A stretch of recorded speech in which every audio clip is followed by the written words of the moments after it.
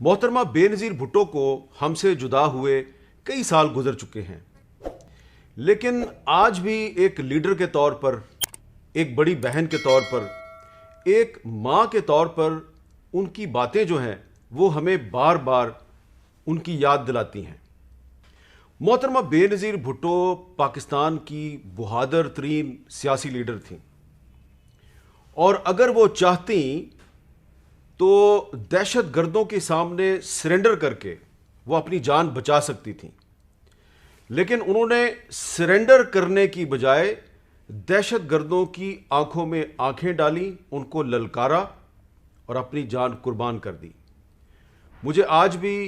شہید محترمہ بےنظیر بھٹو کے ساتھ اپنی آخری ملاقات یاد ہے۔ اسلام آباد میں اس ملاقات میں انہوں نے مجھے کہا کہ اگر میری جان کو کوئی خطرہ ہوتا ہے یا مجھے کچھ ہو جاتا ہے تو یاد رکھنا اس کا ذمہ دار جنرل پرویز مشرف ہوگا، اور آپ نے اس کو بے نقاب کرنا ہے۔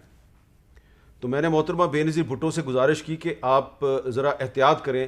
کیونکہ آپ چارسدہ گئی تھیں، وہاں پہ بھی آپ پر حملے کی کوشش ہوئی، آپ اور بھی پبلک پلیسز پر جا رہی ہیں، تو آپ ذرا محتاط رہیں۔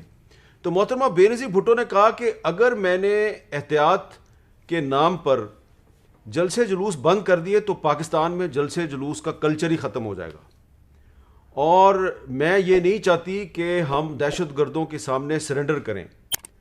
اور مجھے ڈرایا جا رہا ہے، مجھے کہا جا رہا ہے آپ کی جان کو خطرہ ہے، مجھ پر حملے بھی کروائے جا رہے ہیں۔ تو اگر میں نے یہ جلسے جلوس بند کر دیے تو اس طرح تو دہشت گرد جو ہیں وہ جیت جائیں گے۔ تو انہوں نے کہا کہ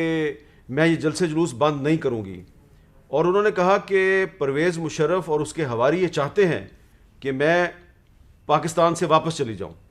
میں دوبارہ ملک چھوڑ دوں، لیکن میں ملک نہیں چھوڑوں گی۔ یہ مجھے کہتے ہیں تمہاری جان کو خطرہ ہے، میں اپنے ملک کے اندر رہ کر اپنی جان قربان کر دوں گی۔ ان کے الفاظ یہ تھے کہ میرا ملک خطرے میں ہے، اور جن دہشت گردوں کی وجہ سے میرا ملک خطرے میں ہے میں ان سے لڑنے آئی ہوں، میں اپنی جان قربان کرنے آئی ہوں۔ اور اس گفتگو کے کچھ دن کے بعد محترمہ بےنظیر بھٹو نے